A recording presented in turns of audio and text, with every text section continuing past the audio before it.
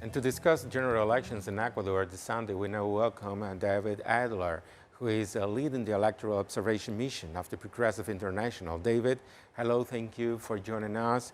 And what can you tell us about or what you have observed in the lead up to this Sunday's general election?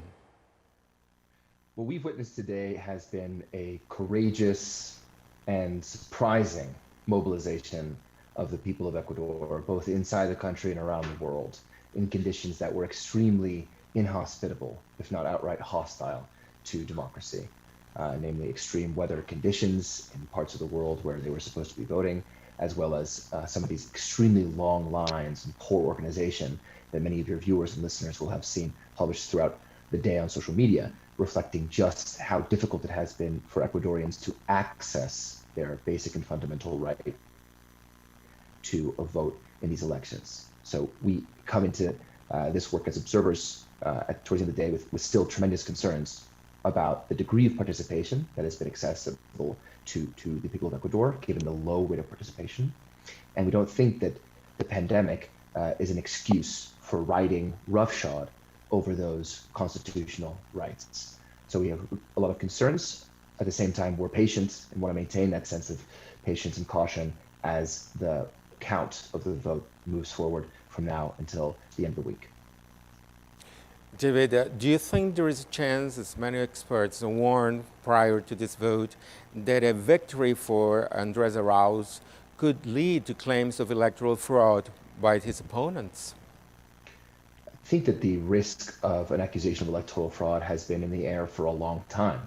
Certainly the accusations against someone like Andrés Arauz and the broader camp that he represents have been always rife of corruption and fraud and all sorts of malpractice for which there is no basis in fact. So that was always something that we were very concerned about and remains something we're concerned about as the vote count gets underway and we move away from the exit polls towards an actual substantive count of what's been happening across the country.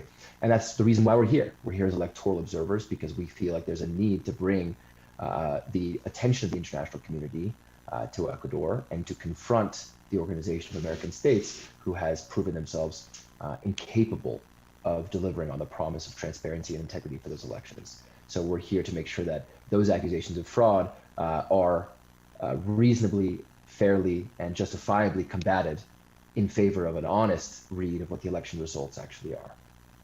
And how important could be this election not only to Ecuador, not only to Ecuadorians, but also to the region? I mean, these elections couldn't be more critical to the state of Ecuador and its economy and its society. This is a country that's had one of the worst impacts of the pandemic of any around the world, twice the rate of mortality of the United States, my country, which has gotten a lot of visibility in the press. So that pandemic has, of course, been a vector for the economic crisis that has led to severe devastation and poverty across the country.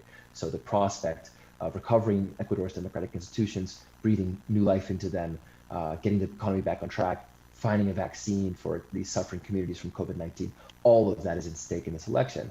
But of course, those stakes are not felt just here inside the country. The whole premise of our mission as the Progressive International is to make clear that those stakes are in fact global. Democracy is a precious and scarce resource around the world. And so these popular movements that are mobilizing against these regimes of lawfare, legal warfare against the opposition to say, no, enough.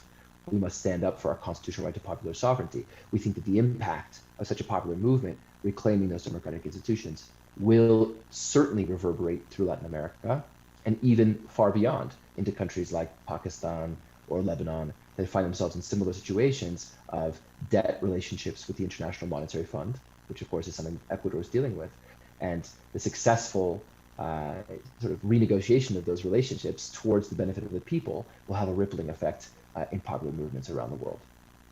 David, thank you very much.